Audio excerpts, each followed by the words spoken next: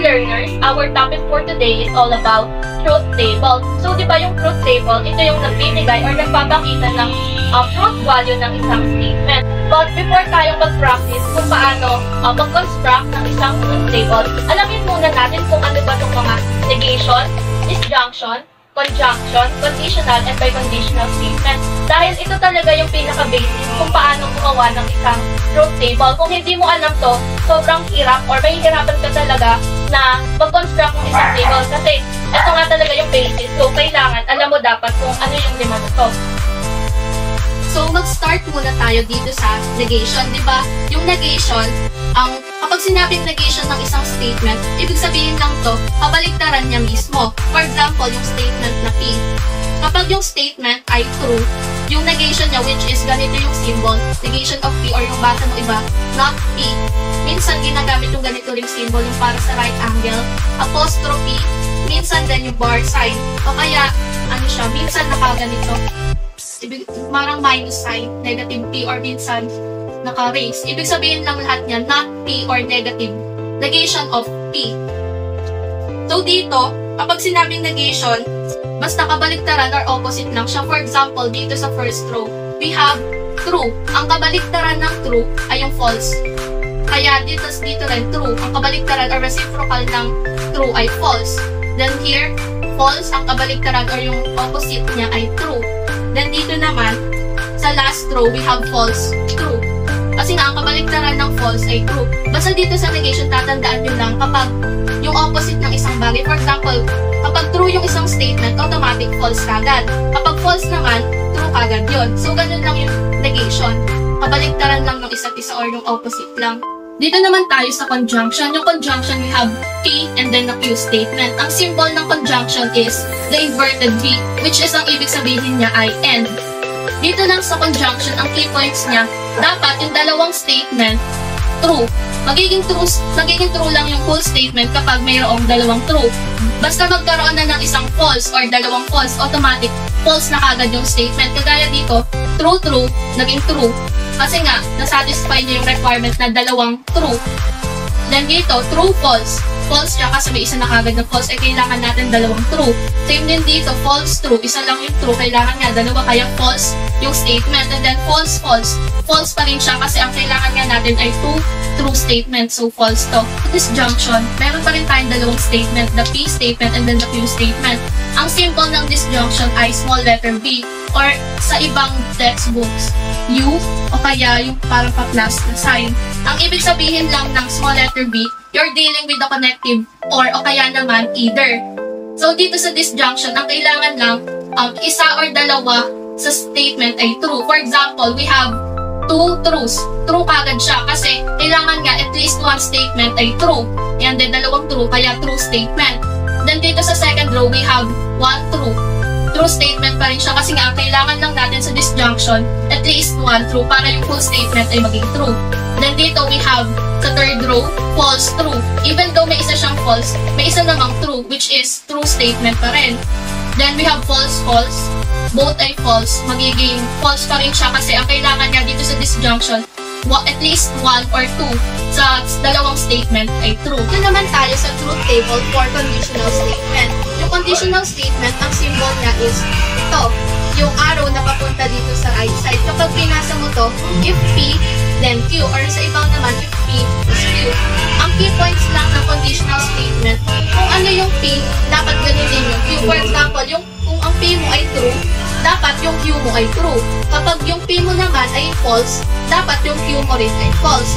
So, ganun lang siya. Pero, di ba nga, conditional statement, kapag yung P statement ay true, then yung Q statement mo ay false. Kahit may isang true, hindi sila magkamukha, magiging false pa rin yan. Pero, may special yung isang conditional statement. Kapag yung false yung nauna, for example, yung P.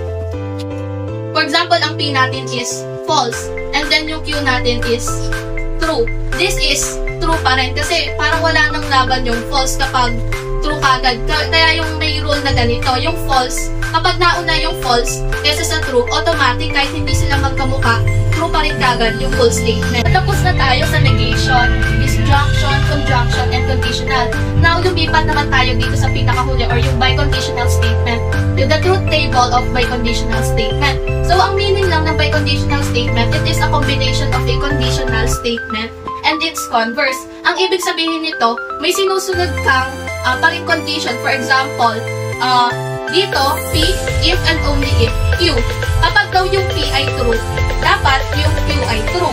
And then kapag yung P ay false, dapat yung Q ay false. So, ganun lang siya, both true and both false.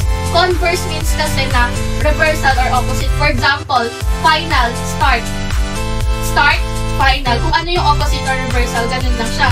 So, kapag dito, we have the statement P and the statement Q. And then the P, if and only if Q, the symbol for biconditional statement is this, or this one. So, dito we have P is true, Q is true. So, diba, both na true. Kaya yung statement or the whole statement is true kasi nga, ang requirement lang niya, both true or both false. Then this one, sa second row, we have true, false.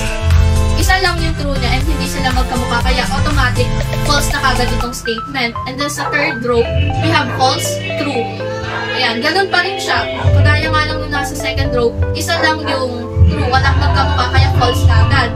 While dito naman sa last na row, we have false, false. Ayan, di ba nasatisfy niya yung condition na reversal or yung ano niya, requirement na both false. Kaya yung false, false ay magiging statement niya or yung full statement niya is true. This is one of the methods sa paggawa ng isang truth table, wherein ililista natin lahat ng mga given statement and isusulat natin sila dito as a whole. Like for example, given na yung statement na P, yung Q, and then yung full statement. Pero pag hiwalay-hiwalayin pa rin natin sila. Like yung P, nakahiwalay, yung OR, negation sign, yung P, and then yung not Q. Mas madali kasi natin itong makakonstruct kung iisa-isahin natin yung kada given. Ang uunahin muna natin ay yung mga letter list mo, like yung P, and then yung not Q.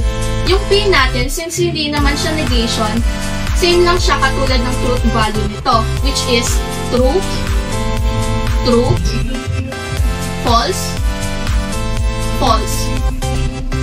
While dito rin naman sa naka-parenthesis, same lang din siya ng truth value nito since hindi naman siya negation. So, it is true, true, false, and then false. For not Q naman, negation sign to, di ba? So, ito, kabaligtaran lang siya ng truth value ng Q. So, sa first row, we have true. Ang kabaligtaran ng true ay false. Sa second row naman, we have false. And yung kabaligtaran nito or yung opposite nito is true. While sa third row, we have true. Ang opposite nito ay false. And then sa last row, we have false. Ang kabaligtaran nito ay true. Since tapos na nating lagyan ng truth value yung mga letters like P, and not Q, ang susunod naman natin gagawin ay i-simplify natin yung mga nasa parenthesis. And dito sa given, makikita natin na ang nasa parenthesis ay yung P and not Q. So, kukunin muna natin yung truth value nila and ilalagay natin dito sa part na to, sa column ng connective na end. In the first row, mayroon tayong true and false. And para dito sa connective sign na end, for it to be considered as a true statement, both of the statements should be true. And in this case, dito meron tayong true and dito meron tayong false. Kaya ang magiging statement niya ay false. Since isa lang yung true, kailangan natin dalawang true. While sa second row naman, we have true, true. So this is true kasi na-satisfy niya yung requirement na magkaroon ng dalawang true. And then, we have sa third, dalawang false. This is false pa rin since kailangan natin dalawang true. And then dito, we have false true. This is false also. Now, tapos na tayo dito sa loob ng parenthesis. Then, dito na tayo sa labas yung sa bracket. Kung mapapansin nyo, ang nasa labas ay yung negation sign. ibig sabihin lang nito, kukunin natin yung opposite or yung reciprocal yung nasa loob ng parenthesis, which is P and not Q. Kumbaga, ang magiging basis natin ay yung answer natin dito, which is false, true, false, false. Kailangan lang natin makuha yung kabaliktaran nito and isusulat natin dito under sa column ng negation sign. So, sa first row, ang truth value ng and ay false. Ang kabaliktaran ng false ay true. So, this is true. And then, sa second row, we have true. Ang kabaliktaran po ng true ay false. So, this is false. And then, sa third statement, meron po tayong false. And yung reciprocal ng false ay true. So, dito, ilalagay natin yung true. And then, sa last row, we have false. And yung opposite nito ay true. So, ganun lang siya. Kapag negation, kung ano yung kabaligtaran nito, itong mga given natin, yung basis natin. Tapos na tayo sa loob ng parenthesis and tapos na rin natin i-simplify yung nasa bracket. Ang last part or yung pinakahuli na lang na lalagyan natin ay yung column under sa connective na OR. Dito, magkakaroon tayo ng dalawang statement. The statement P and then yung statement ng not P and not Q. So, yung part na to, yung sa loob ng bracket, considered na siya as one statement. So, ang pagbabasihan na lang natin para makuha tong nasa gitnang column na to ay ito, yung statement ng P, yung truth value nito, and then yung truth value ng nasa loob ng bracket, which is ito. Itong dalawa na to. Dito sa last part, ang kailangan na natin kunin ay yung P or not P and not Q. So, ang pagbabasihan na nga natin dito ay yung nakuha natin truth value sa P statement and then yung nakuha natin truth value dito sa loob ng bracket. So, let's start dito sa first row. Sa first row, we have dalawang true. And kapag yung conjunction na OR na yung ginamit natin or yung connective na OR, kailangan dito at least one statement ay true para makonsider na yung full statement ay true. For example, dito sa first row, we have two truths. This is true. Why? Kasi nasatisfy yung requirement na magkaroon ng isa or dalawang true. So, this is true.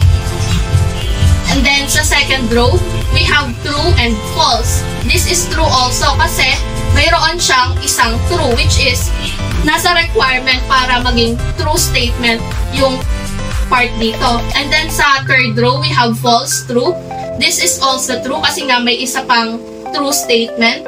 And then sa pinaka-last na row, we have false, true. Even though nauna yung false or mayroon tayong isang false, meron naman tayong isang true, which is isa sa mga basis para maging true yung whole statement. So yung last then, we have true. So, ganun lang yung pag-construct ng isang truth table based sa given natin. So, ang pinakahuling final or yung final answer natin ay true, true, true, true. So, di ba dito, parang compare sa iba, na iba yung method ng pag-list, kailangan lang talaga na i-analyze mo mabuti, basahin mo mabuti, alamin mo kung ano yung requirement ng mga ganitong statement or symbol para makapag-give ng tama or accurate na statement.